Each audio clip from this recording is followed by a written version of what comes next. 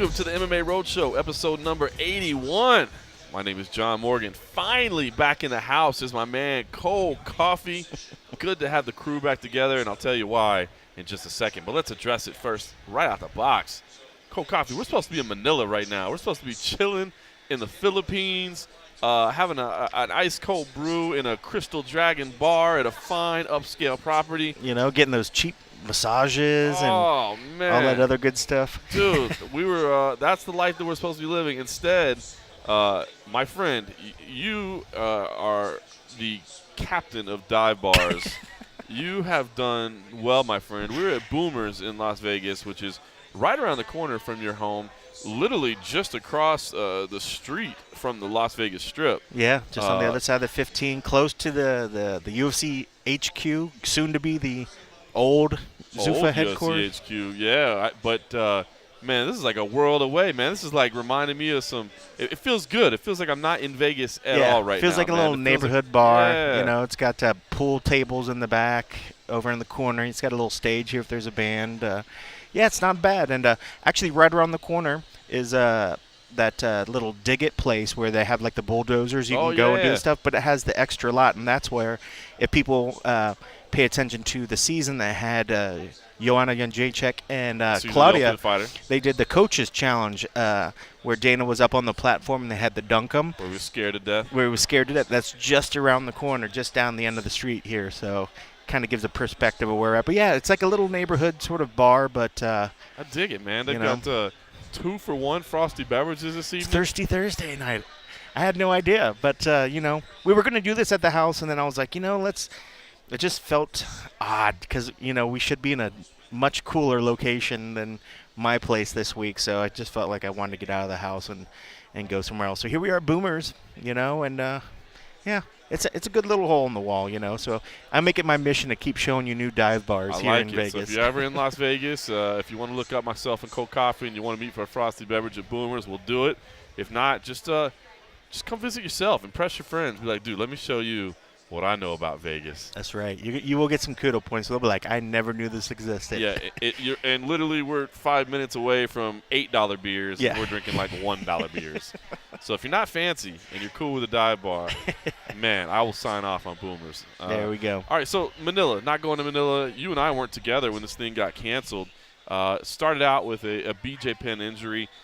A lot of the reports were that the drug testing was a big part of it. I actually heard it was less about drug testing and more about just the whole overall situation. You got the president of the Philippines coming out comparing himself to Hitler and making these kind of anti-Semitic remarks, and just a lot of upheavals going on. And I actually heard it had more to do. I think almost what ended up happening was BJ Penn getting hurt maybe wound up being a blessing in disguise to some degree, where they're just like, you know what, let's just say cut our losses and let's get out of there so nothing bad happens. Because I think, talking to people behind the scenes, man, I think a lot of people really worried something bad was going to happen over there. Yeah, and I don't know. I hate to speak from a selfish standpoint where it's like I love going to places like that. I mean, it's such a unique opportunity, and it's one of those things that I think is probably one of my favorite parts about the job. I mean, granted, right. I love covering MMA, I love all that, but the opportunity to go see these countries and do all that stuff. So I was definitely let down, but it's unfortunate. I could definitely see their policies, where maybe if that is the case, they don't want to, in retrospect, have people look at them and say, I can't believe you were supporting that regime. If it does come out that this guy really is doing all these, I mean, from what I hear, he's doing good things that a lot of Filipinos are appreciating. Just in a crazy way. That eventually, people might look back and say, hey, the guy was wielding a big stick, but, could he have done it, maybe a little bit better. It's like saying we're going to fight crime, and the way we're going to do it is it's going to be like the movie The Purge or whatever. Just like, what, there's just going to be no rules for the next couple of days. You guys just go kill anybody you want, and that's how we're going to get rid of crime. I don't know.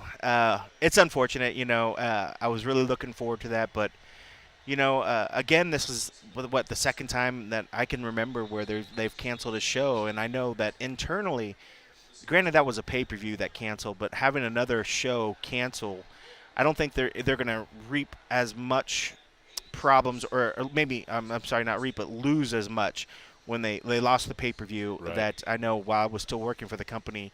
they were trying to wager that and leverage that to say, oh, we're not really going to be able to give out bonuses like we could and all this other stuff. I don't think that will affect them maybe as much internally, but it's never good when you have to cancel something for that particular reason. So I'm sure there was other stuff going on. Rescheduling, as the official announcement came out. Rescheduling. Yeah.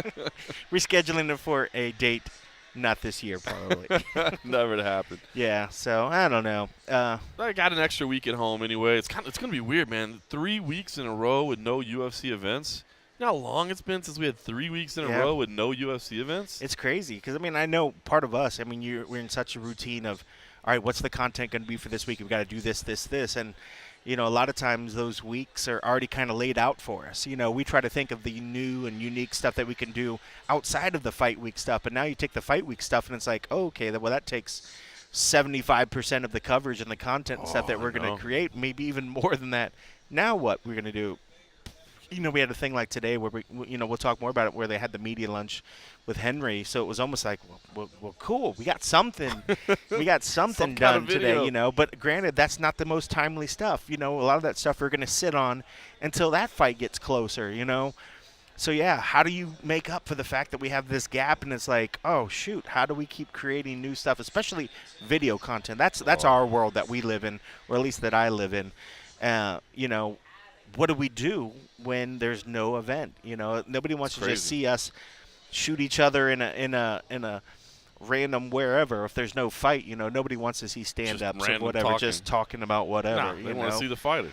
They want to see the fighters. That's what it's about. So, I don't know. Maybe we can think about maybe trying to do some gym visits this week or maybe next week. Maybe go to Extreme Couture. Yeah. Maybe go out to. We never did go and maybe wrap up with the boys out there at Syndicate. Yeah. Maybe even just do some stuff out there. Might be something that we can get their feedback on some stuff. Maybe talk about some of the topical stuff. With our boy Angelo Reyes. Maybe we can put. I'm thinking maybe next week you can maybe put your fantastic fingers together and dial some of those people's numbers so that if Jose does come into town next week like he's supposed to. Yeah.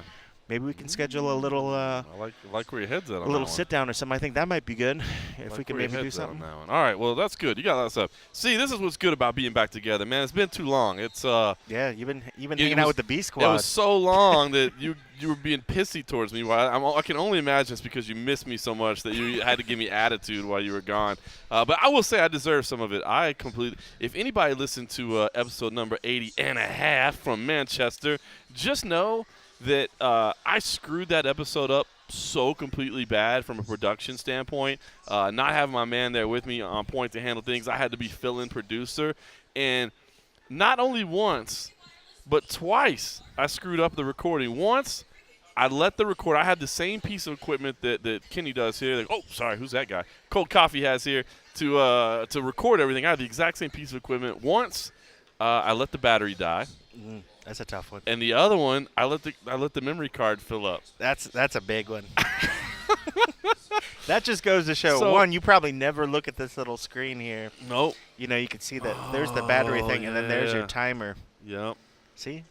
So that's knowledge. That's what beers and boomers does. We pass in knowledge. Fairness, it was like 9 a.m. in the morning, and that's true. I think I deserve a pass. But yeah, so lost entire segments of the podcast because I didn't notice it right when it happened. So never got a chance. Like we talked about Brad Pickett and Yuri Alcantara. We talked about that fight for a while. You never heard that on the episode because I got your notes. Your notes were like, oh, cut this part, blah, and I'm like, and I'm listening, so I was like, why would he start it in blah blah? And I was like, I listened to it, and I was like, he's talking about Pickett. I was like, they never started talking about Pickett, and I was like, oh, now it makes sense. Yep.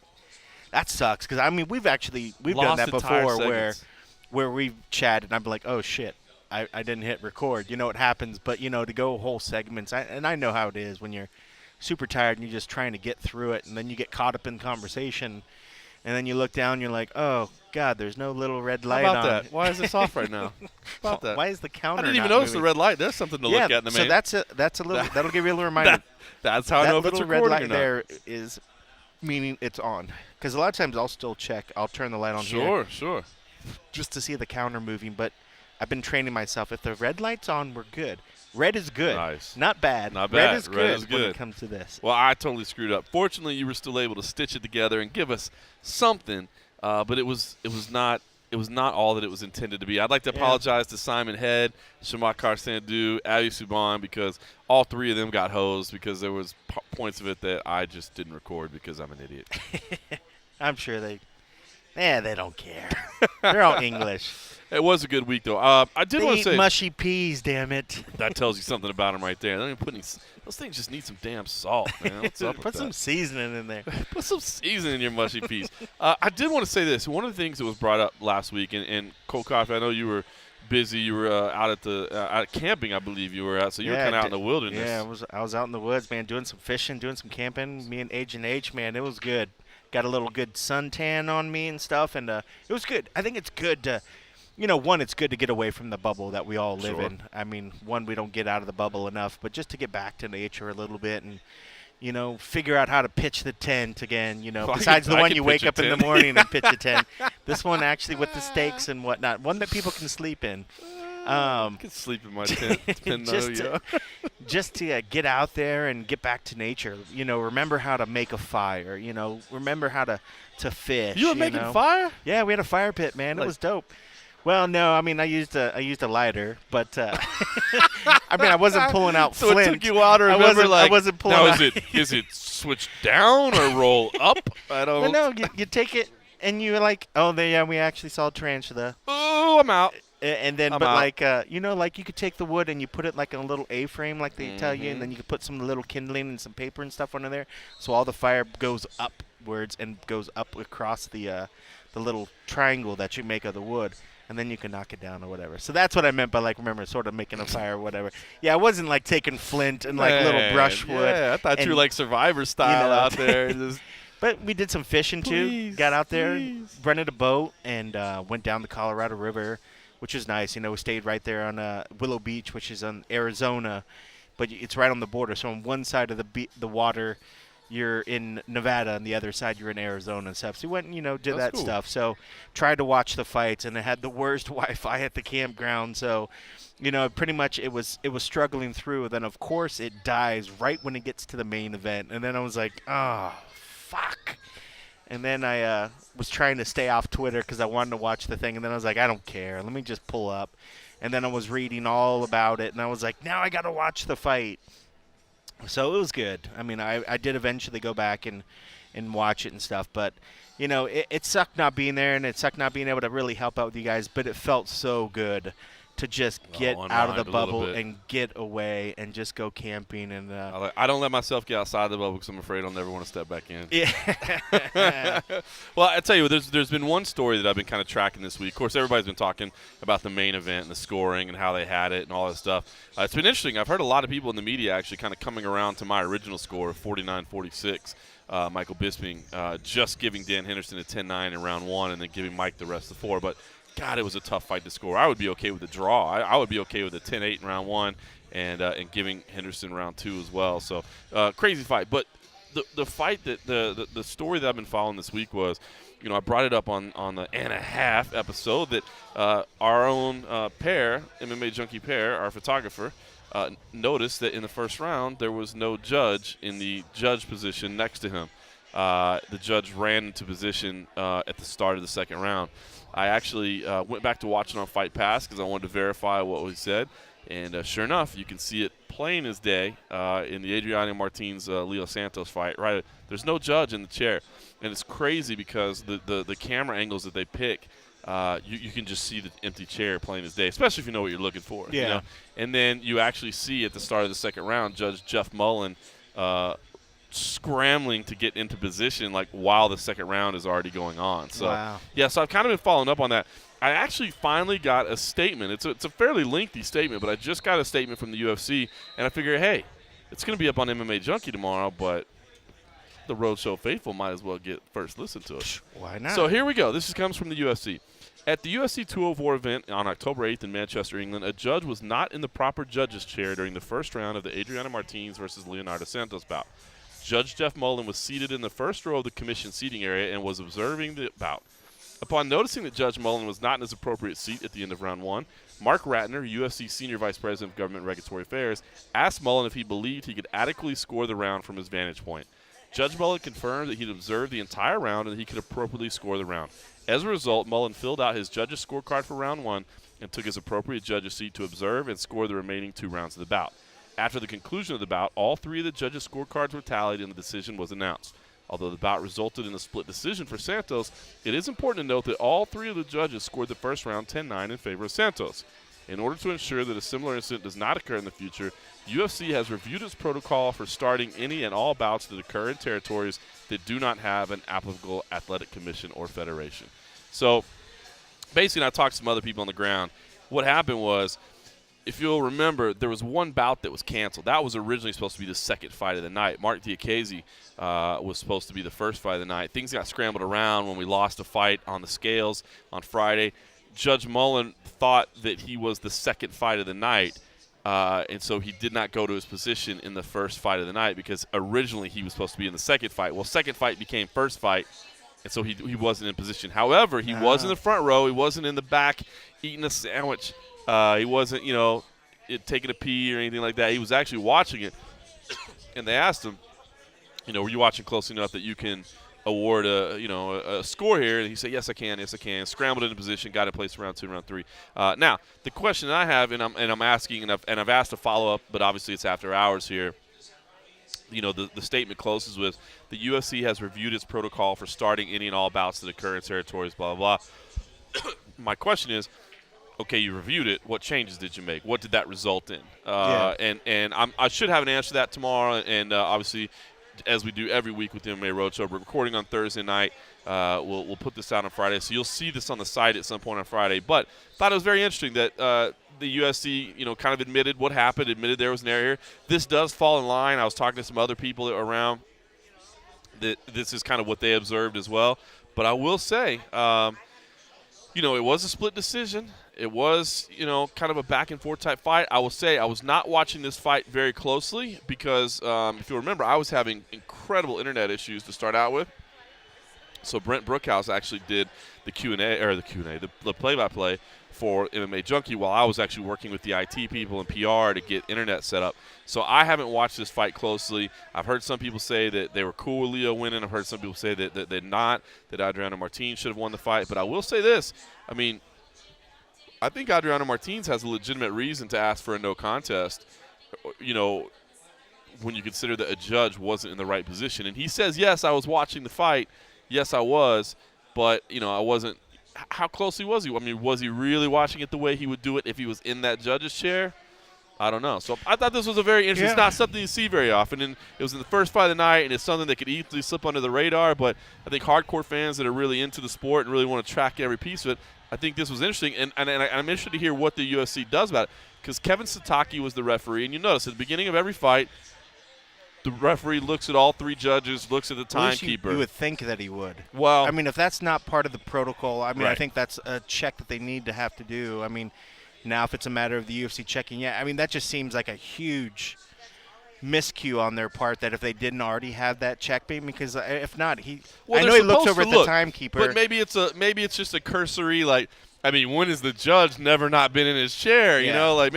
Maybe I looked over, but the dude was leaned over, picking something up off the floor. Are they really looking to make sure that the guy's looking back at him? Well, I think a lot of times now these guys, the refs are so cued in when it comes to the broadcast and the time. They're looking at the guy that's checking off on. They got to make their little signs. Or and that's the thing. They're so worried about TV. A lot of times, I think they're forgetting about maybe the basics of. That's true because they're having to watch Niners cues over there, and that's why I think Niners they're the guy that works in the production team. He's the one that's calling the shots, communicating. That's why I think they're really looking. I think they take for granted the fact that the refs aren't, or that the judges aren't in their seats, and now it's going to have to be a visual check where they need to keep in the top of their head. Am I looking to see if the fucking judge is in there? And I don't know. I guess on scoring, I think it would have to go back and look at the scores for the other ones. Even if he possibly got one judge to maybe give it, 10-9 in his favor, and there were 2 other judges that had 10-9 the opposite direction. Without those 2 other scores, it might not even. The other 2 rounds in his favor. I know it was a split or whatever. It might not. I don't know. I guess if it was a split, so he ended up getting something, but I don't know. You would think that if they did mess up, but then that the UFC would have to point out, since it's another commission, another country, where usually they have to maintain it. Right. I don't know if it's different in England. In England, there is no commission, so they'd have UFC to admit has to that do it they fucked themselves. up, and they don't want to do that, you know.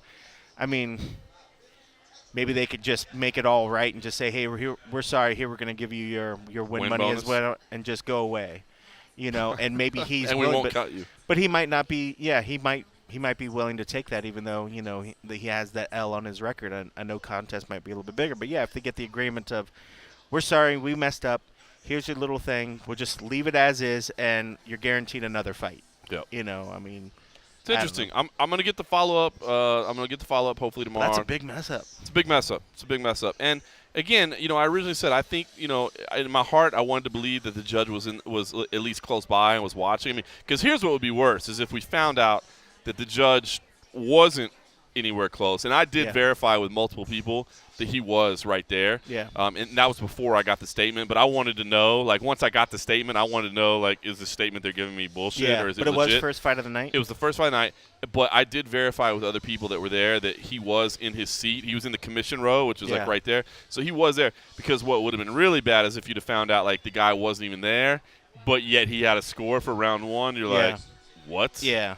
And being the first fight of the night, you know, they probably hadn't had enough time where they can get comfortable, start chatty with the people next to him. He probably was, in all honesty, sitting there like, hey, the first fight, I'm going to watch it. Right. You know, so he probably was watching. But, man, you would think he would ask somebody, or somebody didn't just think, hey, let's look over in that chair and make sure that one of their own isn't in the chair. You know, like. Right? Crazy. I don't know. Maybe that's something that, you know, but hey, man, the way that they have to check off. I mean, and it sucks. Maybe here in the commission, when they do the things here in Nevada and the actual commission takes it, maybe they have a person, you know, using one of those tickets that they love to have out of those million tickets, that their sole job is, let's make sure that there's a judge in a seat. Here, they don't have that because it's the UFC that's doing it, you know. So I don't know. Be interesting. That's why I want to hear, you know, they said, hey, we've reviewed our protocol. What answer did you get? What's the change in protocol now? Is it on the referee? We're going to pay attention. Yeah, we're going to pay attention. So I'm interested to find out. That's why I want to get the answer. And I think once I have that answer, that's when you'll see a story on MMA Junkie. There's one other story that I wanted to follow up a little bit from the prelims actually as well. Mike Perry versus Danny Roberts. I don't know if you had a chance to see it. Great fight, back and forth. Say what you will about Mike Perry, but the dude put on a show. Danny Roberts was there to bang as well. But coming out of it, Mark Goddard, good friend of the MMA Roadshow, fellow Nando's fan, has got me hooked on the chicken livers. You know, he went to social media. He got criticized very heavily for not stopping the fight soon enough and allowing Danny Roberts to take a few extra shots on the ground. And he actually took to social media and Facebook and Twitter as well, I think both, and just said, listen, I'm sorry. I made a mistake. I was wrong. This was definitely my fault. I should have stopped it earlier, and I didn't. And, you know, I apologize, and I'm learning from my lesson. And I thought that was a big move on his part. I was like, man, that's the reason I like Mark Goddard. You know, somebody that can just say, own up to their mistakes and say, I made a mistake. You know, here's what I'm going to do to fix it moving forward. But, bro, man, he's been getting death threats. Really? People just because of that? People have been messaging his wife on Facebook. That's ridiculous, man. That is absolutely ridiculous. Yeah, I mean, well, I hope those people are that passionate about everything in life. Maybe when they see, you know, people doing things wrong at the supermarket, that they go after those people with as much fervor, you know. I mean, get a fucking life. I mean, I understand that, you know, maybe if your favorite fighter got done wrong, but, you know, mistakes happen. You know, these guys are humans, and they're in a very, very tough job. And the fact that he came out, apologized, doesn't make it right for that point, but the fact that he addressed it and wants to go back and wants to get better. Mark is a nice guy. I mean, they're in such a tough job. That's all I want to hear. That's all I want to hear from any ref, any judge. And I know they're not supposed to talk to the media, but I kind of wish they could, because that's all I want to hear. I just want a referee or a judge to say, you know what, I made a mistake. I know what the mistake was, and I'm going to fix it. Yep. Because that's all you can do. You're humans. We're all going to make errors. I mean, do I think that, you know, I do play-by-play on a weekly basis. Do I think that I've scored literally every round of every fight, like, properly and the right way? Like, I don't make mistakes, man. I'm John Morgan. But the fuck no, dude. I've messed up. Yeah. You know what I mean? And I think for a guy to come out and be big like that and admit he made a mistake, thank you. I appreciate that, man. Oh, the Frosty beverages are coming Tell here. you, in Lisa Boomer. the Love it. bartender is on Lisa's it doing here. well. But for a man to come out and say, listen, I screwed up. Here's what here's what I should have done differently. I'm gonna learn from this. I care about this. Like, to me, man, that's all I want to hear. That's all you need. I mean, it sucks. Again, I mean, I'm sure a lot of these people that are upset are fans of Roberts or just fans of the sport. Maybe just don't like Mark or maybe some of the past things, you know. But to take it as far as to issue death threats, to try to hit up his wife, I mean, that's shallow. That's ridiculous. It's shitty. I mean, and it'd be one thing if he never admitted that he made a mistake, if he never went back, whatever. He's trying to be the better person about it. I bet. I mean, is Danny pissed off? Is Danny holding grudges? No, he said in fact he talked to Danny and Mark, who's been refereeing for 17 years, said that he's like watched Danny grow up on the regional scene. Yeah. He's refereed him and judged him at like multiple levels. He said he went and apologized to him, and Danny was like, "What are you talking about, dude? Like, it's all good. Don't even sweat it." You know what I mean? I mean, I would say people should probably follow his lead. He was the one that had the quote injustice done to him Right. or whatever. I mean, if that guy is big enough to realize, hey, shit happens, whatever, and I'm over it, I think everybody could take a lesson from that. I mean, and to take it outside of that and to take it away from this guy and start looking into his family and bugging his family. I mean, that's wrong. That's man. wrong. That's terrible, and somebody should probably do the same right back at you. Yeah, right. All right, well, listen, funny moments on the way home. I flew home from Manchester. I had to go through London Heathrow and then London Heathrow to Vegas. And who was the last person to get on my plane? Sean Shelby. UFC President Dana White. Oh, really? Flying commercial, my Oh, yeah? friend. Was he back in coach with you? You know what's funny is because on the short, it was a British Airways flight from Manchester to London Heathrow. It's only like an hour and 10 minutes or something like that. But it was a plane that had no levels of service. Like, it was just one level. It was coach only. So he rolls in, him and the posse that rolls with him. Well, now that Did I he didn't buy see, the whole row? That's so a people good were question. He might have done that. I didn't. You know what? He was actually behind me, so that's kind of funny. He's like, all right, I'll sit coach, but I want all the row. So he flew coach to Heathrow, and then from Heathrow to Vegas, of course, that was a big, 777 or whatever. He had first class, and everything was taken care of there. But I asked him about it. It was kind of funny because I was like, bro, are times getting that bad? You know what I mean? Like, you just made you made what, 400 some million? You could afford a different plane. IMG, like, and he was just saying that, listen, if depending on how many people are going and that sort of thing, like long haul flights like that on private, it actually makes more sense financially to fly commercial. But I did get a little chuckle out of that. And then it was funny because we flew into Terminal 3 at McCarran. And, so he, obviously he got out of the plane before me because he was in first class. So I got the baggage and rolled right through baggage. But I saw him sitting there, and I was like, all right, man, well, safe travels. I'll talk to you soon. But it was funny. He said he's laughing. He said as soon as he went through security, the immigration, the first thing the dude at immigration was like, why aren't you traveling private? He was like, I'm good, bro. He's like, I guess everybody thinks I lost my money playing blackjack already. You know what I mean?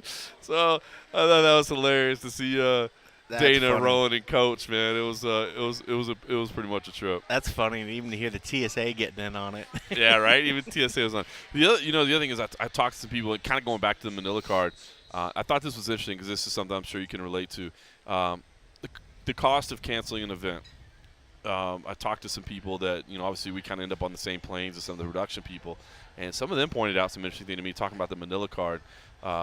Those people on the backside, all the people that work for like CONCOM and all the production people, they're all contract workers. Yeah. So when Manila gets canceled, sorry, $0 for you, my friend. Yeah. And a lot of times they'll take jobs working other sports or other like events or whatever. But of course, there's no time to react in the short notice. I hadn't really thought about that, though, man. Yeah. You talk about, of course, everybody thinks about the fighters. Everybody thinks about what those people lost. But I was told, I don't know if this is right, but I was told CONCOM flies 90 people to an event. Seems like a lot, but then you start to think about it. There's a lot of people there. But that's a lot of people that lost out on a week of pay. Yeah. That sounds like a lot for an international. That sounds like an awful lot. Well, you're right. That's a lot for Manila. They probably weren't flying 90 I bet they weren't to flying Manila. that many. I mean, here in the States, because they pretty much fly the whole crew wherever it is. But in the overseas, I imagine it's just a fraction of that because they're going to use local hires at the venue, Yeah. and it might have. I don't know if they have union. I assume they have unions in other countries. I don't know, or maybe it's government workers, or they usually have to have some sort of mandatory amount. I think of local workers. So I bet, but they have the main people. They have their sound guys. They have their So what, maybe main engineers. 30 or 40? That sounds about right. Even when you look at the production, like the staff when they have those production meetings, there's 10 to 15 people just in that darn thing. Yeah. And those guys aren't doing the heavy lifting when it comes to in the show. I mean, I'm not saying they don't do what they do is important, but they're not the guys setting up the the cameras and doing a lot of the other stuff. And granted, a lot of that could be local stuff, but yeah, I mean, there's still people that are missing out. Like this month, on a month, typically they probably take for granted the fact that there's UFC event every week, so they're getting nice steady paychecks. But this was a month where they were already 2 weeks off. Yeah, and now there's another one. So this will be a rougher month for them. This will be a rough month for someone. And the other thing that I was thinking about too is, especially with those 2 weeks being after Manila, and I know it affected some of the UFC people. I can name names, but I bet it worked out for the production people too. That a lot of people probably planned vacations on the tail end of that, like. Look, my flight has already been covered to get over here in Manila. Now all I have to do is pay a connection to Bali or Thailand or wherever. You know what I mean? Like, I know that sounds ridiculous. Like, oh, you're costing my their vacation, but it is interesting to think about, like the ripple effect that probably people never even consider. I mean, it's when you think about the fact that to fly a place like that, you're couple $1,000, could be more depending on how far. So the fact that you can get a front leg of it pegged or part of it pegged to make it work with a work trip, that's huge. So a lot of these people and all these production guys, they plan their say if there's one vacation trip the year, they plan around these big trips. So, it's one of those, I guess, the fallouts that you don't really think about, but it does affect people. I mean, I guess some would say, oh, that's too bad. You can't get the whatever. But, think about if you saved up and you really had one vacation a year and all that goes to shit because of your job changes, whatever, it affects everybody. Yeah. So even if you're 1 year, you maybe were going to plan to go to Wisconsin and you planned up all year and you saved up for it and then something happens and it falls out, it affects you. It sucks. Well, first of all, you're shitty at planning vacations if you were going to Wisconsin. Hey, Wisconsin's dope, yo. It is pretty up there. During the summer. I was going to say Wisconsin's not for everybody. I like it up there, but I knew you were going to shit on it. I love Wisconsin. But and it's so hard to Midwest do it. through and through. I love the cheese and the milk and everything. But yeah, I mean, granted, some people would say, oh, whatever. I don't ever get a vacation here, whatever. Most people do or don't, but still. There is fallout that you don't normally think about that does affect. I mean, this is a big traveling circus, and there's a lot of lives that are intertwined in this. And, when people are able to take a work trip and then are able to carve out a little bit of holiday time where they can spend with their loved ones and go whatever, that makes the rest of the year and all that other time away from them a better thing. It sucks when that falls out, and because, it does. It goes a long way because, I know a lot of people are stressed. It's a tough job to follow around on the road show or whatnot, and, everybody needs a little bit of downtime. And if you can, be able to go to some cool location that you never thought you would, but because the UFC set up an event and you're like, hey, we're going to be in the neighborhood, let's do it. It just makes so much sense. And, I don't know. It sucks. I was really looking forward to get back over there. The birthplace of my mom. Both my brothers were born over in the Philippines, and Clark Air Force Base. And, that's crazy. Yeah. I knew your mom was there. I didn't know your brothers were too. Well, that was when Dad was still full on military, whatever and stuff. But yeah, brothers born at Clark Air Force Base, Manila. Crazy. So, now I don't even think it exists anymore. It's called something else, Clark. Something, I don't know, but whatever. So I'm always glad to get back there and. But we got plenty more. We got plenty more coming up. I just finished our airfare for Sao Paulo. Just finished our airfare for Melbourne. So we got stuff going on. Speaking of how hard the road show is, if you like what you're listening to on the MMA road show, you should definitely log into iTunes. You should take a second to just rate us and review us, man. Just do that. I like reading those. I haven't gotten one in a little while. I like reading those. I like shouting them out. I like getting the feedback. So if you've been on the fence, you've been thinking like, I don't know, man. I don't know if I want. People don't want to care what I have to say. Yeah. We care what you have But to say. even the emails, we got a great email recently. One of the guys, he chimed in, and I won't name names or anything like that, but was just even giving a little Brazilian feedback. And he gave the feedback. I don't know if you saw the email, I did see but that. he was just like, and this is cool little stuff. Like, I love when readers give clues to, whatever the areas. He was weighing in on the Alex Oliveira stuff and about how, motherfucker. Yeah, or like son of a bitch. Yeah, son of a bitch. Son of a bitch is like the worst thing that you could say over there, and like it's akin to pretty much it will start a fight. You Right. say that out in the playgrounds, you say it wherever, it's going to start a fight. And I just thought it was interesting. It was neat to hear a Brazilian that lives in the States or whatever kind of giving us the clue. So, I mean, I love that stuff. I love the feedback. You guys write us an email, you do whatever, we're going to read it.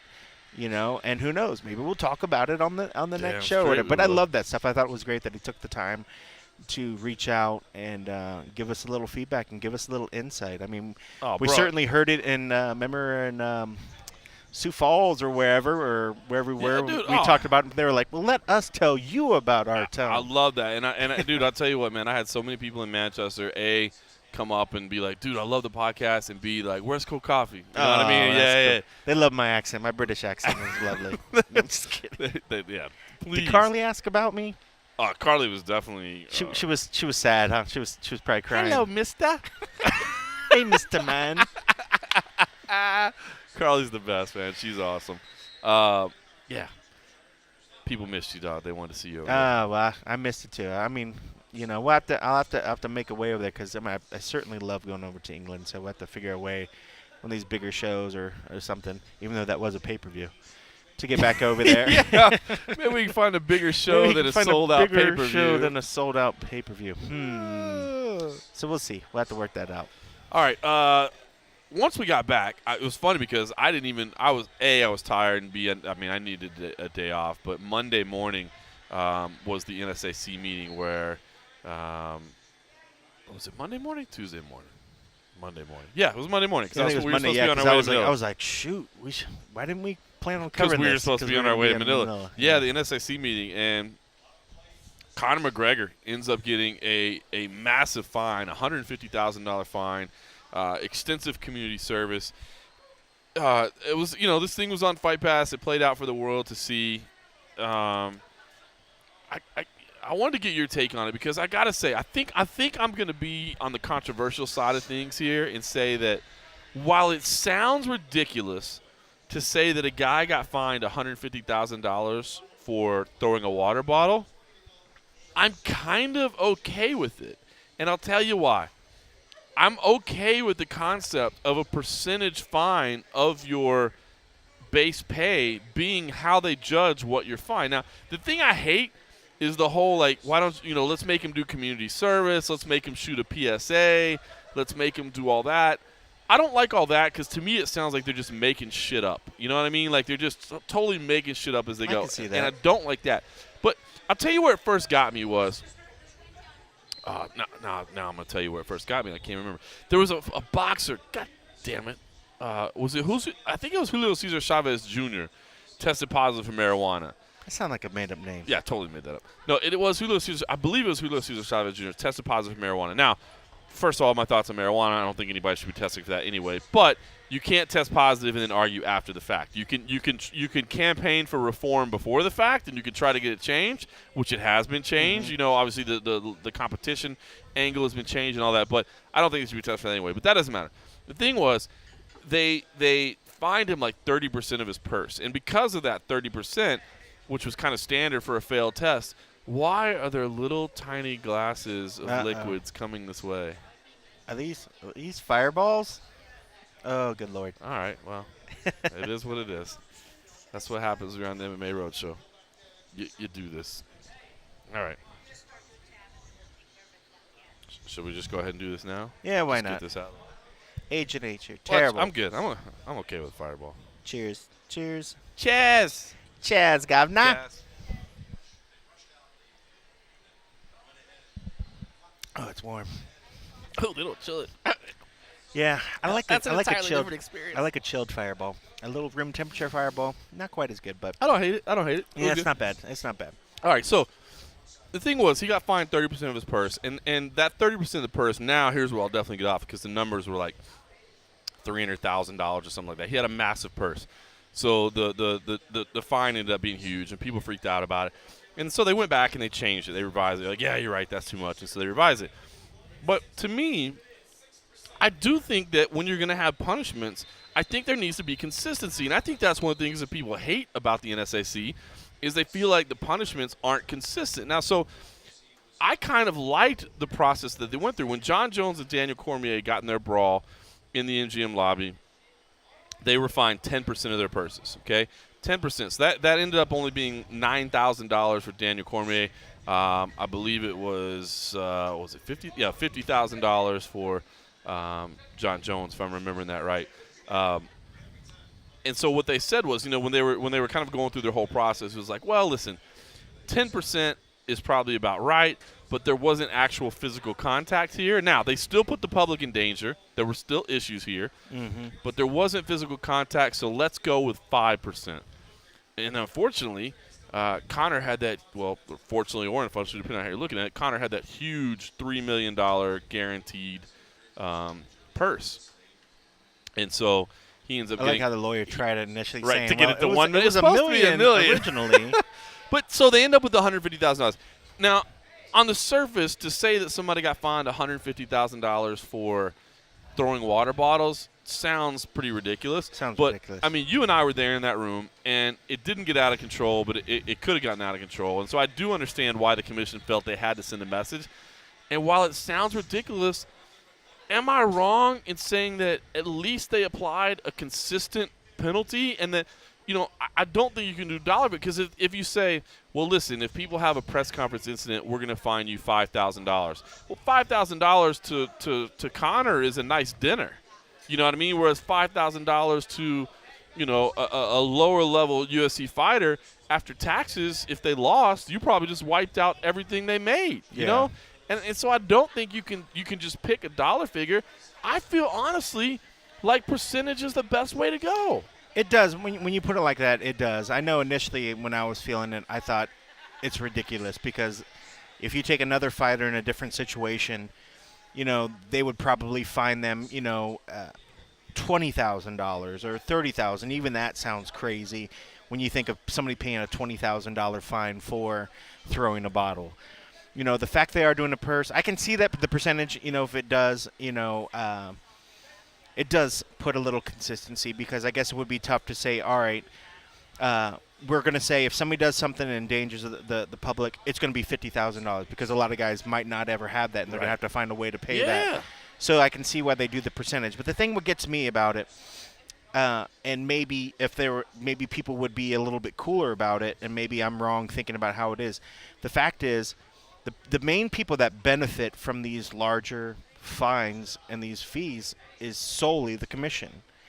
Well, it does go. It's supposed to go to the general fund of the state.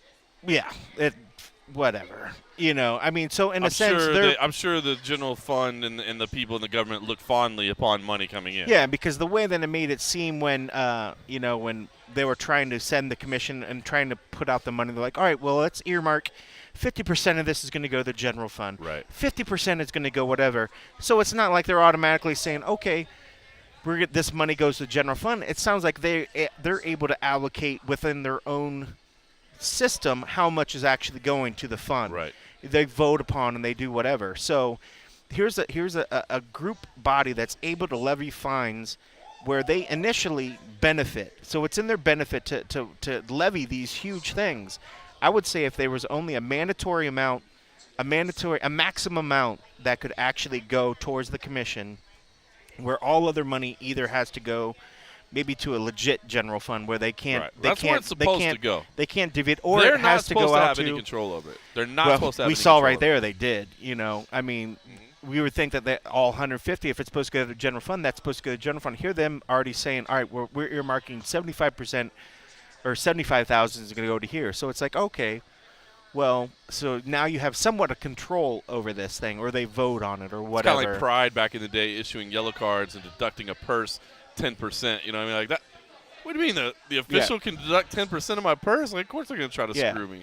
So I mean, I mean, if there was a limit to maybe to what they can even have a say. Say if there's a matter where one, they can't touch the money, they can't set limits, they can't do whatever, and they can just penalize like that. Say if they wanted money to do the thing, they could make that as part of the thing and just say, all right, you're penalized for this.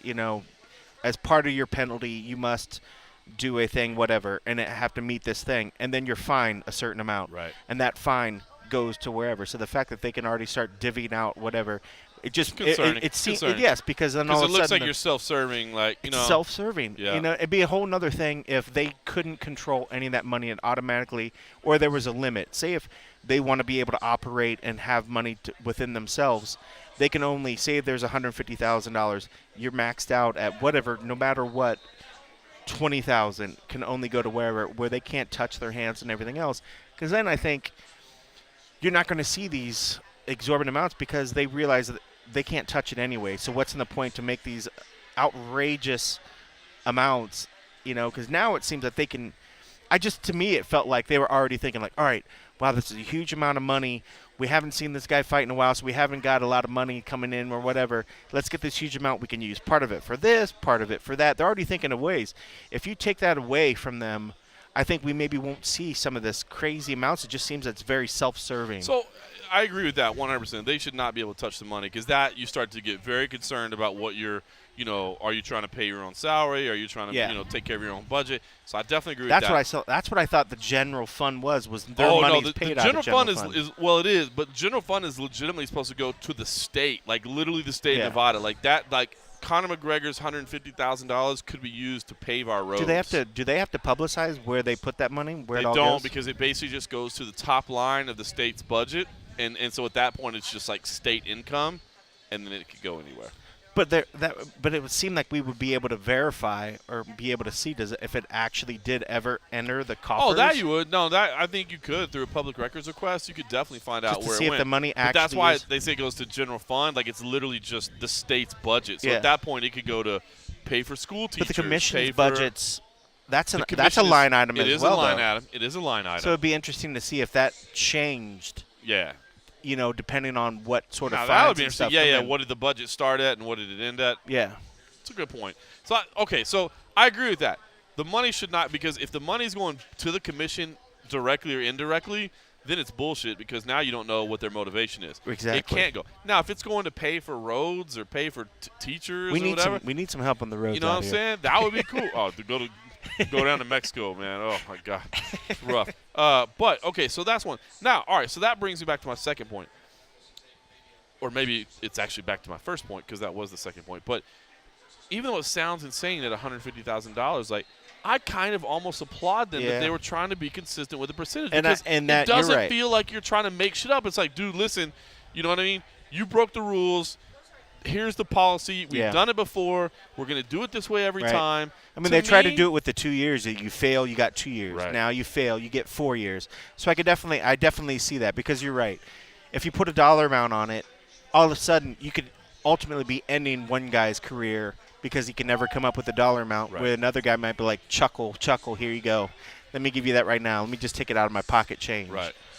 So I guess I can see that. And because we saw that with Daniel and we saw it with John. John was in a whole different ballpark when it came to the money that he was getting. But it seems fair, right? Like they were in different income level. I don't know. Yeah. I know that sounds weird, and I'm not trying to I don't know because I don't know that they deserve.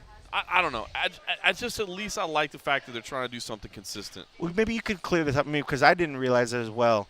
So this money, they say, Conor, you got to give us $150,000. What power do they have to actually get that money? None. I thought that as well, None. but some Adam Hill and some of the guys today were like, no, they can come after him. It's a government agency; they can come after him. They can, but like there's no, really they have none. So if he never fights in Vegas again, he never has to pay that $150,000. Right. More than likely. That's what I thought. That's the same thing with like boxing sanctions. Like, oh, you want to be the WBO holder or whatever, you have to pay the licensing or now, whatever. More than likely, now here's the deal. Like, so the whole thing about boxing commissions, and maybe people don't necessarily understand this, like, so it's good that you bring it up. Like, all the commissions are technically independent. Like, they're not under a federal umbrella. So, like, California, Nevada, New York, Ohio, everybody operates independently. Now, they have a kind of a gentleman's agreement where they're like, listen, we're kind of all in this thing together. So if you issue a suspension to somebody, I'll honor that same suspension. But it's essentially a handshake agreement. Like there's no had the commission been like, you know what, Conor McGregor, you're suspended for 2 years. You can't fight in Nevada for 2 years. He's already booked for New York at 205. The New York Athletic Commission has zero responsibility to honor that commission. Now, if they want to honor the commission's decision to suspend them, you think they would say no? Hell no. Hell no. With all that money that's Nevada, coming in, we appreciate your thought process, but that was a different situation. Yeah, and you know what? You're right. He shouldn't fight in Nevada for 2 years. He can fight in New York every year. Fight in New York every year. So I do think like in some ways that I do think eventually like federal oversight is needed to ensure that there's not issues like that. But for right now, yeah, there's no federal oversight. So long story short, they do have the power to like essentially go through a collections process. But everybody I've ever talked to is like the teeth on that is just nothing. Now, if he wants to fight here again, absolutely. They just say, you're not fighting here. You're not getting a license until you pay that fine. Yeah. But, and I think he will. He said, via Dana, that he doesn't want to fight in Vegas anymore, and I can understand that, especially right now. I'm sure he's incredibly frustrated, but I don't believe that. I think he'll fight here again. I mean, he also raised a point. I mean, if it comes to pay-per-view number, if people are going to buy it, whether it's here, whether it's in New York, where it's whatever. I mean, it's not like he's getting a percentage of the door. I mean, it's not like the biggest venues are here anyways. That's true. So he could do it in other countries. He could do it other places. So he's only getting a percentage of pay-per-views. People are still going to buy him. It doesn't hurt him at all. He does love bragging about the gates, but at the end of the day, I mean, literally, that pays him. He could fight anywhere in any country, any random ass city here in the States, and people are still going to buy those things. I mean, we get people coming out of the woodworks. I get my family asking about him. You get people that don't really care about the sport. People, other guys in even our own organization that don't normally follow MMA that are like, what's going on with Conor? What's going on with Ronda? There's those people that move the things that they'll sell it regardless of where it's at. So our general sports editors are like, can you get a day with Conor? Like, oh, yeah. Just of course. Dial that right up. Of course. How big's your checkbook? Well, it's crazy. So I'll be interested to see, once he finally does. He did send out that tweet, and I think his first interview will be interesting to see what his feedback is. But fortunately on the MMA Roadshow, you don't have to wait for the first interview. You don't have to wait for the first interview because cold coffee, I don't even ask how he does it. All I know is that my man has the hotline. And I say, cold coffee, when we get in positions like this, you've got to be the one that gets the scoop, man. You've got to get the first feedback right now. So I've got to imagine he was fired up, cold coffee. I've got to imagine when you dialed up your boy C-Mac or whatever you call him. It is C-Mac. Is it C-Mac? That's oddly enough how you figured that out. That's probably how it is in your phone. I've got to imagine that he was fired up. Man, just without me even listening to it, just lay the audio in right now. What did he have to say? John, it's fuck. Wait, did you play the Michael Bisping track? What was it? I'm sorry, hold on. Go back. I think you queued up the wrong track. Go back to your audio files. I know producing on the air is a little tough sometimes. I might have misplaced it somewhere. Yeah. Just dial up the right one because I think that was the Bisping track. I don't know if I can find the Conor one anymore. It's key. It's got to be there. It's been so long since I put it in there. That's what she said. Now you got Agent H blushing over here. Maybe you could. Did Joanne Calderwood weigh in? John, I think it's up. Wow, she just randomly trailed off like fake words like that. Amazing. All right. Well, sorry about the audio problems, guys. I thought we'd have some awesome audio there, but sometimes when we're producing on the air like that, it's tough, man. It's tough. I didn't bring the right computer files. We didn't have the right gear. All right, so let's talk about your day today, man. I'm just gonna go ahead and throw it out there. I had a very important lunch at the UFC headquarters today, and that's all I'm gonna say. I had an important lunch. I had a meeting. You shouldn't tell them that you're the new VP I had a meeting. of PR. Well. Shouldn't. Now you just ruined it for me. They told me if it got out. I guess you didn't get that position anymore. I had a meeting that could end up being some very good things for both MMA Junkie and the MMA Roadshow moving forward. So we'll keep those under wrap for now because those are things that are in progress. But you, my friend, while I was doing that, you were chilling over at the Palms, kicking it with Henry Cejudo. Yeah, Henry Cejudo came over there, and he'd been running around doing a bunch of media stuff today. And we actually he did some radio hits, and then he did the MMA Junkie Radio co-hosted over there with Mike Pyle, which is always great. I love seeing Mike Pyle, or hearing him in this case. Right. So yeah, he did the show with George and Goes, and then came over. Wasn't the biggest media turnout, but he was in good sorts. We sat down and had some food, and yeah, got to talk a lot of stuff. So got to ask him a little bit about coaching, what he liked, disliked, what he found out. We got him to talk a little bit about his experience at the, yesterday we saw the Tough episode came out where they did the Coaches Challenge at Top Golf, and it was brutal. Love me some Top Golf. It was brutal. I still need to get over there. Haven't got there. So we talked a little bit about that. But yeah, we got to sit down and talk with Henry and just picked his brain a little bit. So we'll just hear a little bit of that now, yeah? Yeah.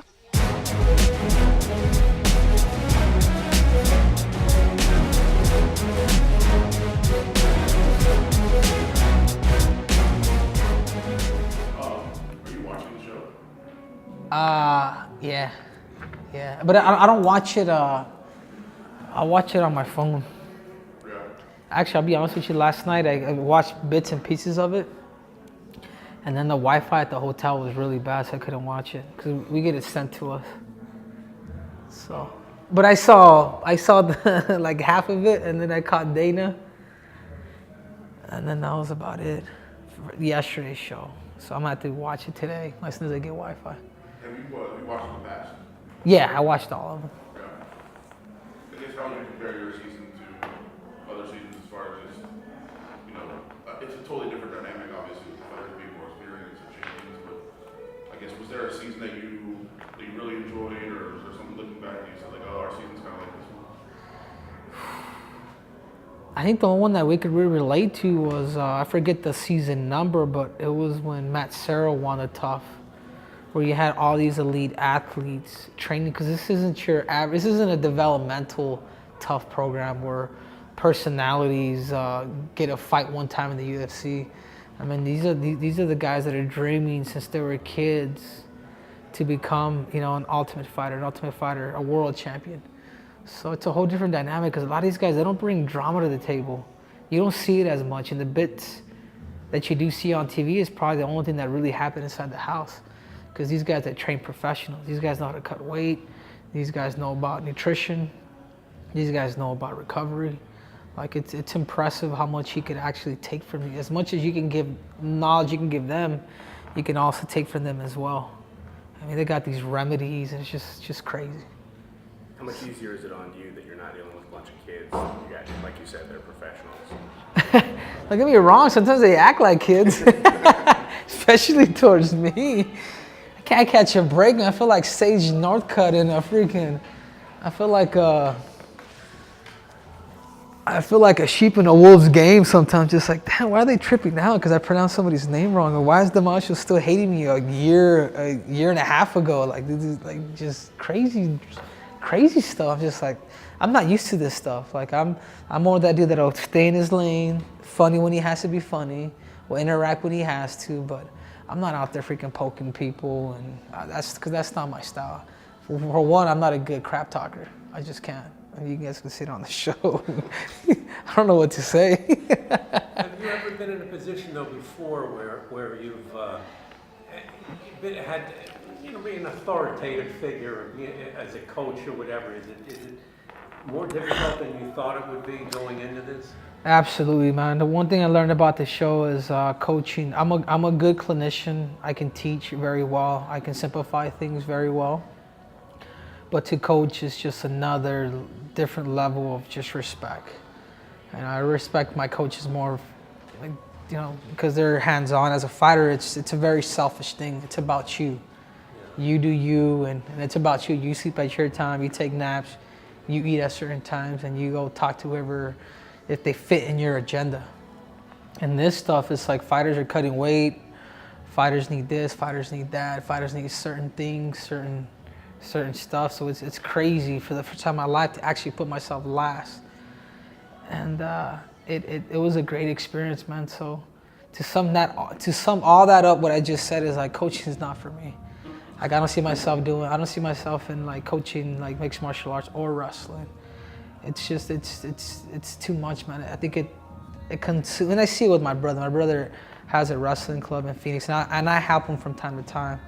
But it consumes his whole life is just around the sport of wrestling. His whole family's life is around the sport of wrestling. And kudos to everybody who has to coach, but what I've learned from the show is not for me. Nor is probably reality TV Even outside of this, or golfing. Well, we'll ask you about the golfing. Well, first, we'll talk about golfing since that just happened to come up in the episode. You watched the show. Was it painful? Did it bring back moments when you were watching it? Because you can see that you were having fun with it at the time, but you were like, I can't believe this is actually happening, that we're doing this thing. No, I can't believe it was an actual challenge, is what I'm saying. It's like, dude, I feel like it was premeditated. It's like, all right, come on. You can, like, let's pick something that's neutral that you guys think that we may not do. But the sport of golf, man, I'm such a impatient person. Like that's the last thing I want to do is put something in my hands because I'm gonna tear something or rip something or tear something on myself. And I've never played golf before, so that's probably like the most swings I've ever taken in my life. And I did miss like 10 swings, so that wasn't video editing. I was trying, man, but that's my sense of humor. It's like, all right, if I can't beat you, I'm gonna laugh. I get giggly, man. I don't know if it's because I get nervous or because I'm losing or whatever, but I tried, I did my best, and I suck at golf. I don't know what else to say. But you know, golf is a good game. It could help you if you got serious with it mentally. Yeah. Very good for you, even translating to your sport. Right. I think anything, man. Anything, and what I've learned, I have a level of respect for every sport. Bowling, fishing, like there's an art to everything. And that's something that I used to overlook.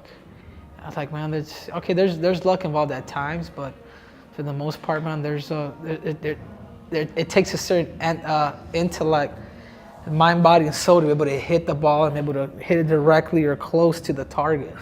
So to me, I was just like, oh, I'm gonna ram that thing. I was like no, I'd hit it and it'd go that way. What do you thought of the dynamic between you and Joe? On the show, or I don't know. I mean, I guess maybe you guys can answer that. I think he's a little more aggressive than I am. We're just two different characters, man. I used to be like Joe, like very competitive, like everything was like I want to be the alpha male, but it's not like that for me no more, man. I feel like so much good things have happened in my life and so much bad things have happened, but at the end of the day, man, I think all that stuff has built me to the person that I am today, man. So there's contentment in my life. So I don't know. That's a hard question because he don't like me. I really don't mind him. I don't like him either. Like it's like that. It's not, I don't hate the dude. Yeah. But we just like. I saw an interview where he mentioned that he actually likes you less now since you worked together in the show. Do you feel something similar also? Do you like him less? Do you feel like you want to fight him even more now after spending some time with him on the show? Yeah, that's weird, man. And I told this to Paige, and I know it sounds weird what I'm about to say, but anybody that doesn't like me, that doesn't know me, it's like, man, you're crazy, man, because I'm a chill person. I love to laugh. I live, laugh, and I love, man. I don't hate nobody. I'm not envious of nobody. Like, that's just who he is, man. Like, I don't know how to...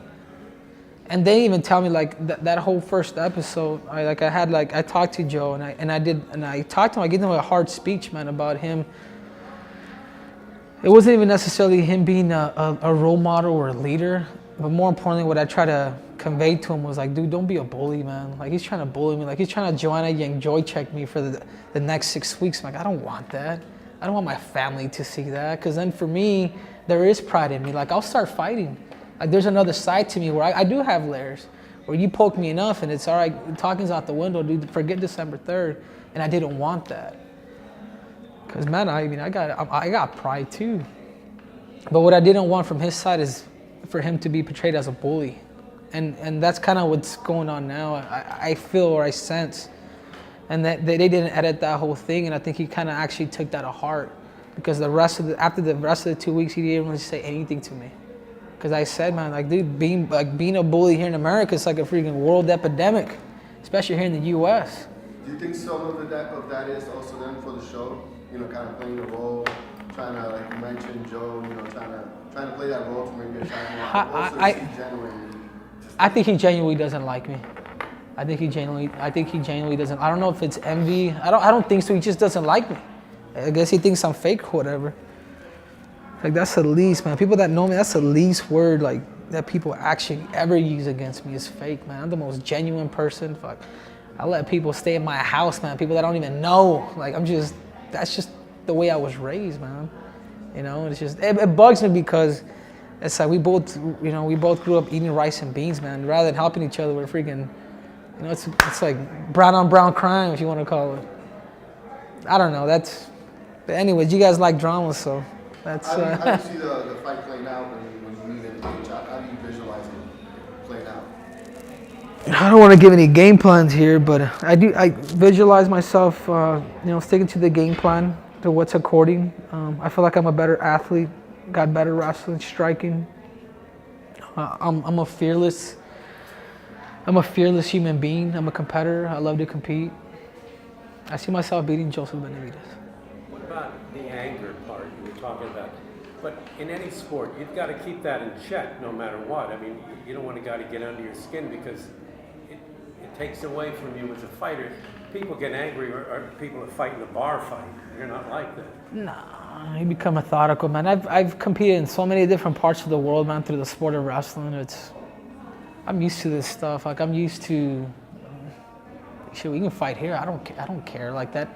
I use all that negativity as fuel to the fire. It makes me more methodical, more strategic, more technical. Like, I'm not gonna go out there emotional. If anything, you'll see me moving, pumping my fakes.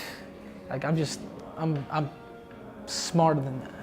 You know, I'm not gonna be emotional.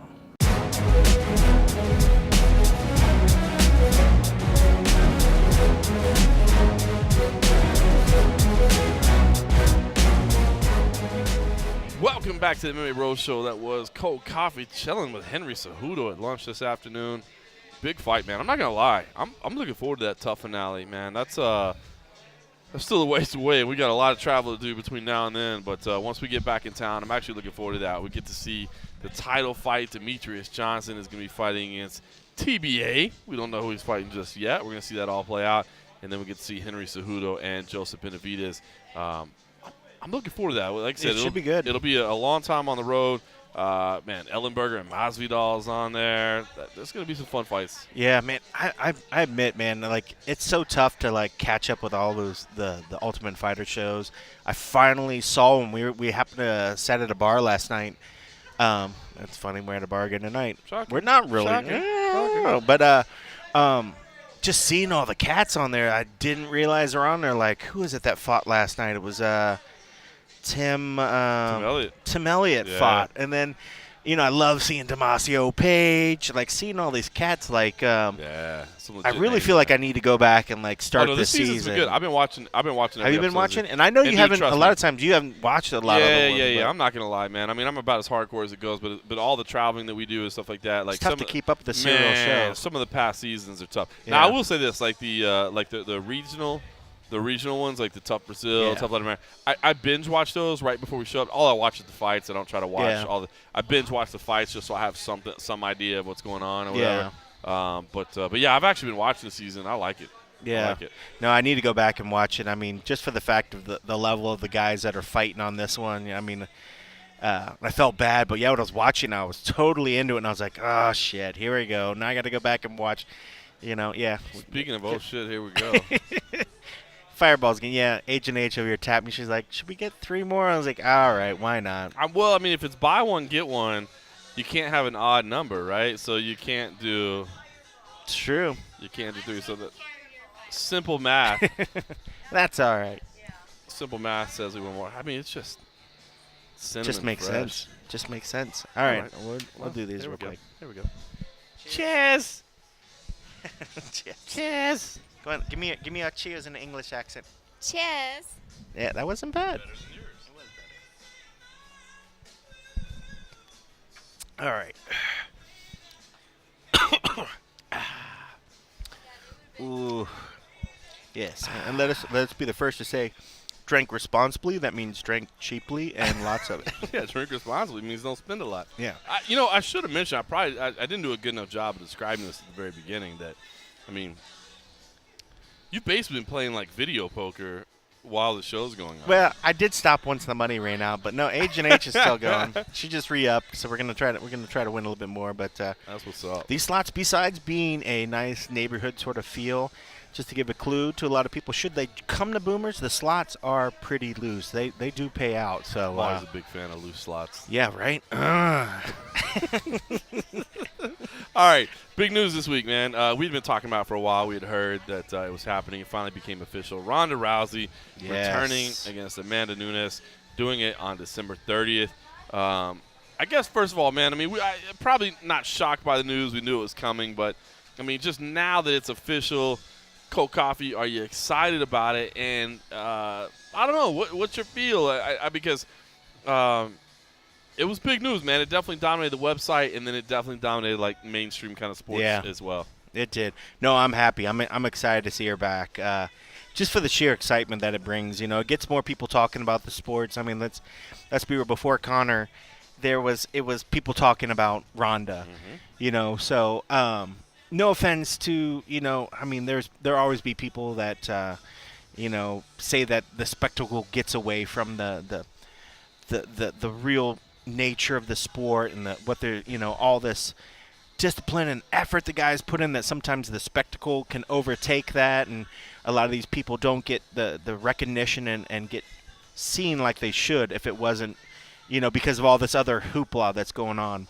But granted, on the flip side of that, you know, a lot of these guys are getting more notice if they happen to be lucky enough to get on these cards because of these big names. But Ronda was one of the first people that really just blew it out of the water. You know, I had family members, you know, sisters, moms, you know, whoever, brothers, just like, oh, Ronda, you know. So for her to come back, you know, I think it injects some more energy back in the sport, takes a little bit of load off of us waiting around for the next Conor fight. You know, now we can get back on waiting to, you know, get a Ronda show in between or whatever. But also, it'd be interesting to see, you know, the answers to the questions of everybody's been kind of saying, where's her mind at? You know, 100%. Has she been training? You know, I think, you know, you got some people on one side of the fence saying that, you know, they thought pretty much the time off was, they thought she was going to try to start a family, or was just really going into her movies, or just really was so depressed that she just couldn't keep with the fighting or whatnot. So, but I know one thing about Ronda, just from following her and seeing her in this sport, is that when she is focused, when she is all about it, she is probably one of the most focused people I've ever seen when it comes to the effort level and the determination and all that other stuff. So I think if her mind is there and she did make the decision, like, she's ready to go, and even if that just happened 2 weeks ago or whatever before this all started, there's enough time that she will get herself in shape. She will get herself ready to put on the best show that she can against, and what she will need to, against a dominant and just fucking powerful Amanda Nunes. I mean, like, she is incredible. So a couple things. All right, so much to touch on here. But first thing, so her fighting on December 30th. December 30th is probably the worst pay-per-view slot that there is. You know, so I think a lot of people wonder why the UFC put her on this card. I will say this: I was told this is the date she wanted. She didn't care about what it meant in terms of pay-per-view buys. It's like, this is the date she felt was right for her body, that was right for her plans, that was everything was right for her, and that this was not a situation, because I've heard some speculation that, like, the UFC came groveling, like, we need you out, come on, we need you back out there, we've got money to make.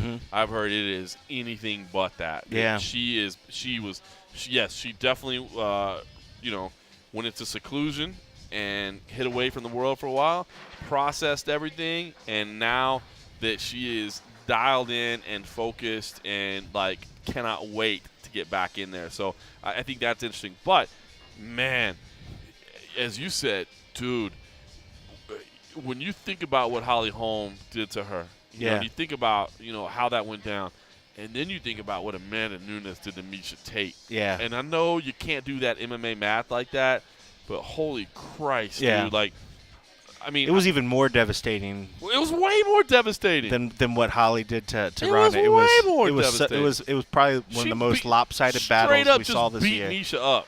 Yeah. Straight up just beat her up. And, I mean, we're big fans of Misha. I mean, Hell like, yeah. she is as tough as they come.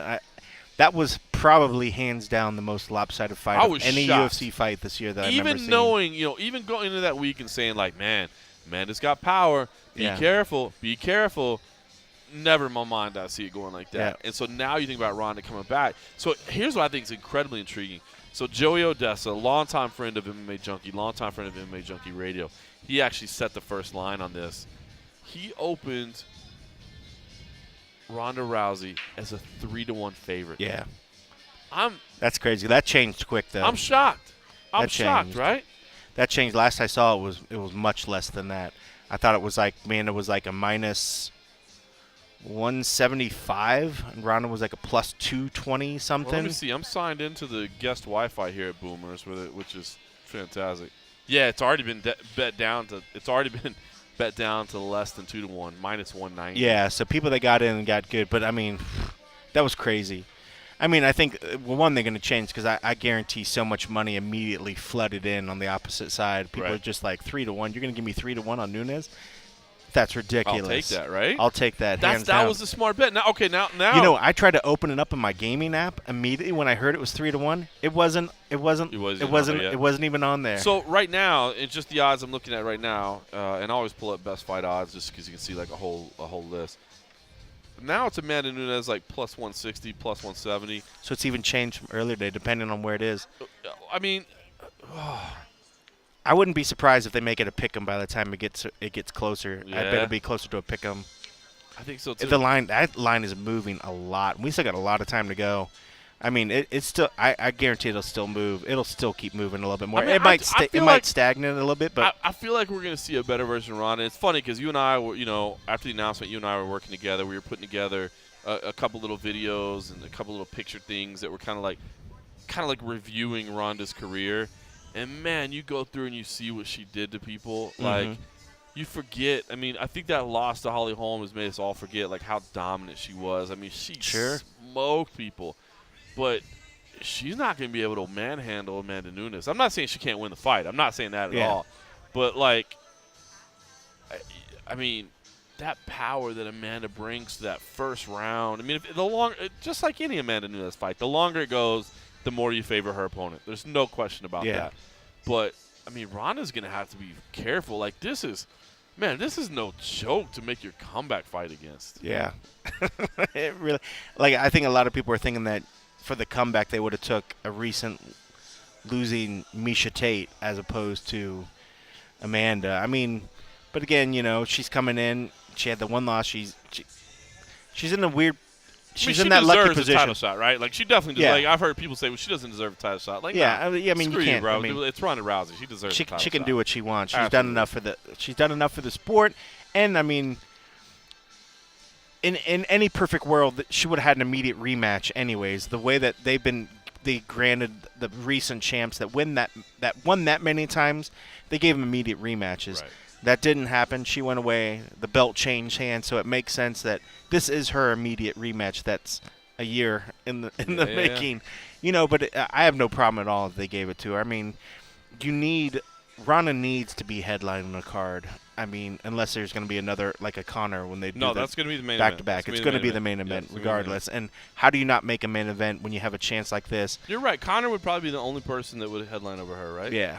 I think that would be that'd be a crazy card. But yeah, they would never do that. yeah, they would never do that. I mean, it'd be it's too much of your resources on one. in one thing, because then you got 9 more months or whatever. Because you figure at that point they can't fight for 3 months. What are you gonna do for the rest of the year? For the other 11 months or whatever. But man, it's gonna be pretty exciting. I think everybody's gonna probably be on the edge of their seat that first round to see if there's any those nervous jitters. Shoot, I'm actually gonna be interested to see the weigh-in because Ronda kind of wears her heart on her sleeve, and I think even the weigh-in with Holly, we saw something there. She just seemed a little bit off, Definitely. like was out of her normal sword. The whole She week. just kind of. I don't know if Holly got to her by not really doing whatever. It's just weird because it wasn't like Holly was going out and doing anything, but it just seemed like Ronda had so much stuff weighing on her head that it just I It just. You got distracted by a big. I know. poker winner Well, there. yeah. I thought she got something bigger, but she got $20. She thought you had something bigger too. Yeah. Well, she didn't hit the jackpot there. But womp womp. No, I agree. I'd actually. I mean, we'll probably never be able to get her to admit it, but I had actually heard that she was having a lot of difficulty just dealing with the time difference. Like she was having some real issues, like just getting her body synced, and she seemed mentally out of sorts anyway, man. It's that moment, man. We've seen it, man. I've seen Ronda, I've seen her rise up close. I've seen Conor's rise up close, and man, like you can literally see the difference. Like I mean, I've asked both of them. I mean, I can remember both of them. I can remember asking them, "Are you still having fun?" Because like there's a moment where they're smiling and they're laughing and like, "Oh my God, this is amazing." To then like all of a sudden it becomes a business and it becomes like a responsibility, and it's man, it's hard to deal with that stuff, man. I think people kind of forget about that sometimes. Yeah, I like can only imagine how much. I mean, granted, I would probably try to. I mean, not that I'm saying like, oh, let's feel sorry for them. They're being compensated justly. I mean, neither Conor nor Ronda never have to work again for the rest of their lives, and that's an amazing position to be in. But it is tough, dude. Like they get to that position where there's a lot riding on you, man, and it's not the thrill of the competition and the thrill of being here and oh my God, I'm so lucky and this is so fun. It's just like it's big business, you know what I mean? Yeah. And you can, it's. I mean, I've been able to I feel like almost pinpoint it in both of their rises, and it's just how can they deal with it, And I feel like this is going to be a huge night for Ronda.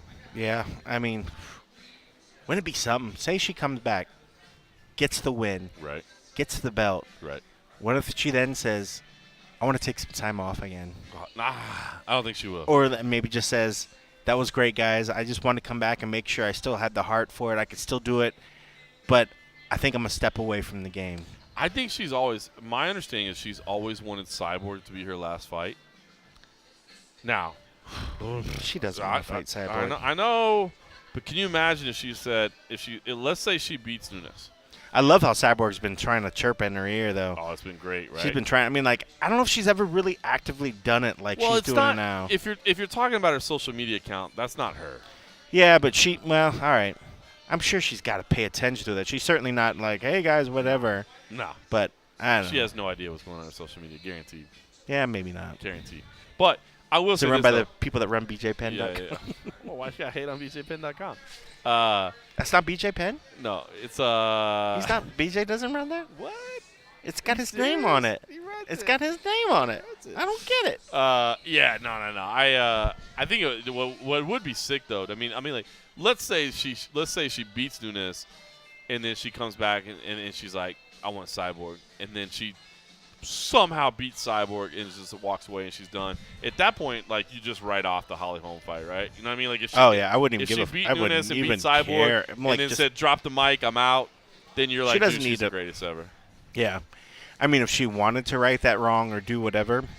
It's like Great, Tyson but- losing to Douglas. You didn't, he doesn't need to beat Douglas. No. Douglas. He was from Columbus, so we were very, very excited, but then he just fell apart. Yeah, he didn't even need to beat Douglas. Douglas beat himself after that one. Yeah, that's With crazy. But no, I mean, honestly, for me, she's done enough. I mean, I appreciate everything that she's done. She could walk away from the sport, and I wouldn't feel bad for it at all. I mean, like, she's done great things. I'd love it that she's coming back. And if she did win, even then, good for her. She came back and beat somebody that most people think that she's not So you think even if she just walked away after let's say she beats Nunes, and walks away, I think it's fine. greatest ever Well, at this point, at women's, yeah. I mean, well, at least for what she's doing in that division. I mean, because I still think Cyborg is probably by far the most dominant woman fighter that's out there right now, active woman fighter. So even if Ronda did that or whatever, I wouldn't probably say – I would say she's the greatest women's bantamweight that's out there right now, that nobody can touch her, Right. And then that'll be – because you're not grouping Cyborg in that. I'm not 'cause she's grouping not a Cyborg in bantamweight. there because she's not a bantamweight. But if she would get that and then answers that question and meets catch weight, or does something, Yeah. split the difference so that she's getting to go up a little bit, she's not doing whatever, And if she really wants that fight, she can make that fight happen very, very easily. And if she was able to beat Cyborg, hands down, I would say she is by far the best, most dominant woman fighter out there. Because if she could beat Cyborg, there are no questions If left. she beats Nunes, I want to see the Cyborg fight. Like, I don't even care about the home fight anymore. I don't. I think the home fight would be great if we got it. It'd be great because I'd love to see Holly make another big paycheck or do whatever. But no, I mean, I would much rather, even before that fight happened, even though people were talking about Cyborg, I wanted that fight then, and they went with the home fight or whatever. No, I mean, if anybody beats Cyborg, you can hang your hat and call it a career at that point because you beat the biggest, most dominant beast out there. That's just literally. I mean, it's. But dude, I mean, and then after Cyborg that point, is a beast. I mean, really, what else does she have to? I mean, even at this point, she doesn't need to prove anything to anybody. I mean, at this point, I just want it to be for herself so she can get whatever. She's already the champ. People love her. She's done great things. She's done great things for the sport. To me, I already think that she's an amazing athlete. She's already an amazing winner. I don't need her to go even and fight anymore. I'm happy for her right now. But if she goes out there and does it again, and she's happy with it, and she wants to keep doing it, great. But I mean, there's not much left for her to hang her hat on. What is it? I mean, just to be like DJ and just say, I'm going to beat everybody again? And I'm the least. I hate conspiracy theories. I hate them. But I've had a couple of Frosty beverages. And a couple fireballs. That's different for us. Is there any chance that Cyborg, because, like, she's been releasing all that weight cut footage and all that stuff, right? I mean, in Curitiba, she made 139, right? Yeah. I mean, she was under. Is there any chance that she's doing that just to be like, to bait Ronda, to be like, look at how awful my weight cut is. Yeah. I look terrible. I'm awful. If I had to fight you at 140, I'd be awful. Wouldn't that be easy for you? Look how drained I am. She didn't really even make 140 for the last one. I mean, 140, 1.6. The guy was there. He was just on the front row. He was in the front row. He was judging from over here. You never know. I mean, ultimately, why not? I mean, because, let's be real. Like most of the people they're not walking around at underneath the weight or whatever. They're walking 10, 15 pounds, whatever, heavier. So for us to say, fighting at 140 is going to be such a disadvantage for Ronda, that's not the case. I mean, if anything else, she might even be a little bit stronger, than what she normally is when she cuts it down even to 5 more pounds. But that also gives Cyborg some little leeway as well. But I mean, I wouldn't see that fight, man. I still want to see. I would love Cyborg to see him. Rousey. And what if Cyborg can get that shit and loses some muscle mass? Well, then she won't quite be the same we're not going to see Cyborg. it at 135. I don't think so either. I don't think so either. We'll see the 140. I mean, dude, Pacquiao got laid out before we saw Mayweather-Pacquiao, and it was still like something that everybody wanted to see, right? Like, I want to see it. All right, last thing I want to talk about real quick. Dave Schaller walking away from the company, leaving the UFC to go work for the Philadelphia 76ers. Who's going to call the shows? If he walks I know, away. right? That's like, I put that in my story. I was like, and sometimes John Anik doppelganger, they do look bizarrely alike, especially when they have the same haircut. They look bizarrely alike. I know that you and Schaller, I guess you and Schaller kind of bumped heads when you still worked for the UFC, right? Like, y'all weren't exactly boys. No, we weren't boys. But at that time, he was just a PR dude running around with his PR shit and doing whatever. But no, I mean, it was just normal work shit. We need to get in there and get stuff done. And then, of course, they're trying to do their PR thing. And, I mean, I wouldn't call it was really bumping heads. But, you guys had different goals. Yeah, it's all good. Different priorities. But I worked with Schaller for a long time from his WC days on. And I guess the thing that I wanted to get about this was because I've seen a lot of people saying, here we go, WME IMG. And here's what I can gather from being on the ground, and considering that I was at the Zuffa offices earlier today, and knowing that Schaller and I have worked together for a long time together, is that this was definitely not WME IMG related. Schaller got an opportunity of a lifetime, basically. Or was it? Damn you with your conspiracy theories. I told you I hate conspiracy theories. No, Schaller got the opportunity of a lifetime to go work for his hometown team. And so he took it, you know what I mean? And, of course, a chance to bring his family back closer to family. Once you have kids, man, anybody that has kids can definitely relate. I never understood that. I used to have people that ask me, like, my family's still in Dallas, and I've moved all over the country, and I've lived in Vegas for the last, decade or so covering this sport. But, I've had people say, don't you want to live close to your family? I'm like, why do I care about that? Like, Nobody wants to live in Texas. well, get the fuck out, my friend. Other than the fact that I'm a proud Texan. I was They got some good barbecue. Yeah, they do have some amazing barbecue. I'm like, it's no big deal. But once you have a kid, man, that changes because you just you want your kid to have access to the grandparents. You want the grandparents to have access to the kid.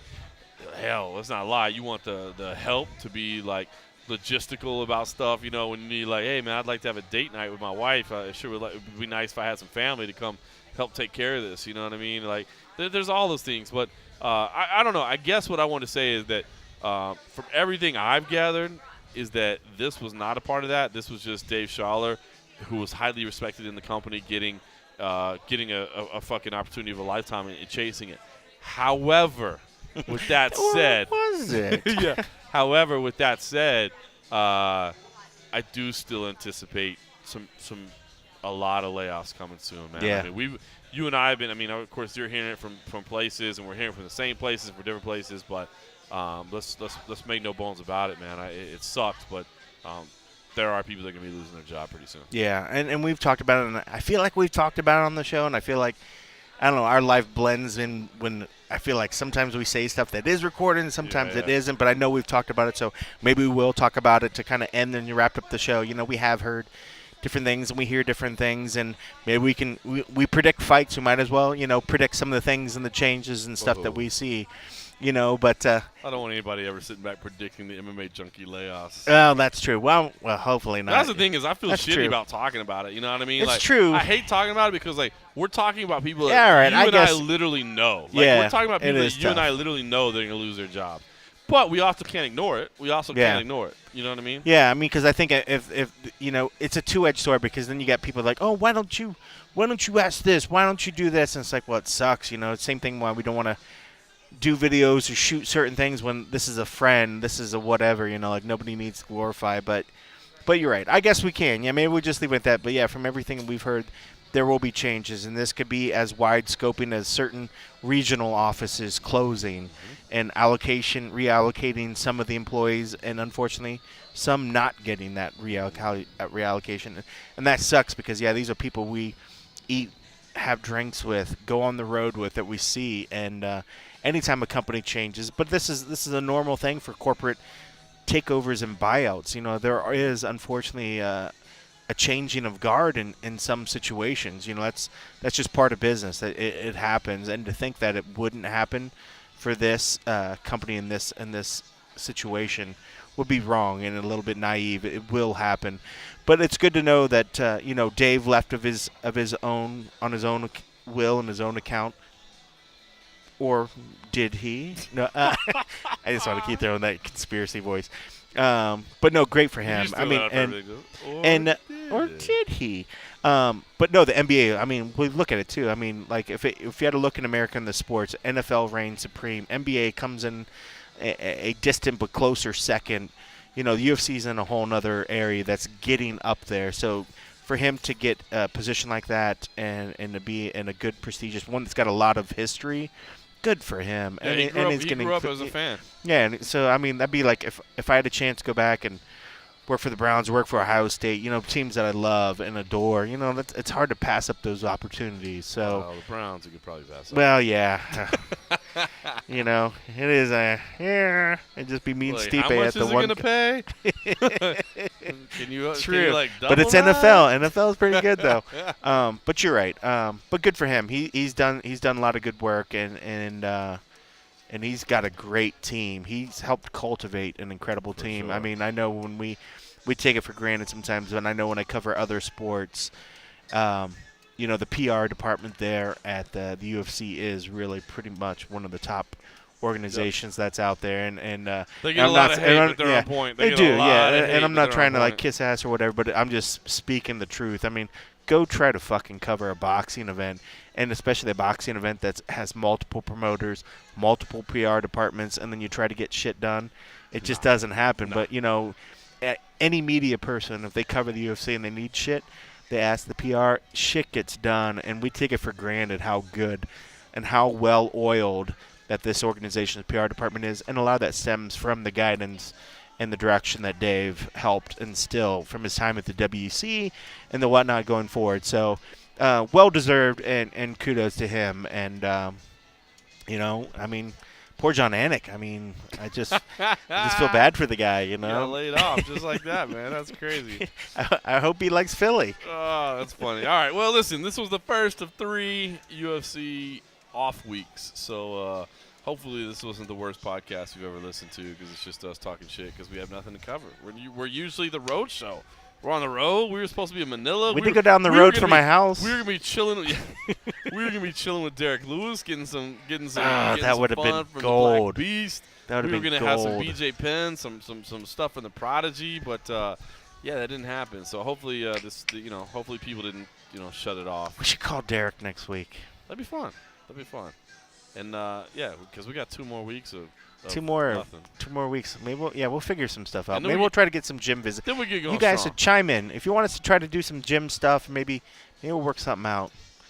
I don't know. Just tell us what to do. Just tell us. We got need idle direction. time. We have no idea. If not, we're just gonna end up back here at Boomers drinking more. Totally. And that's probably not good for any of us because, yeah. In the Yeah. meantime, let me just say thanks for listening. Like Conor is so rusty right now. You read the fook. It did sound like I was trying to go into Bisping. I feel. They're all the same. I feel. The man of 1,000 voices. They Or all one. sound the same. I feel. Then I started sounding like a leprechaun. I feel, John. I think my Lucky Charms. The fucking Pat Lundvold. Fuck the bitch. Fuck Pat Lundvold. I like to stick my Lucky Charms in her. I'll teabag her with my Lucky Charms.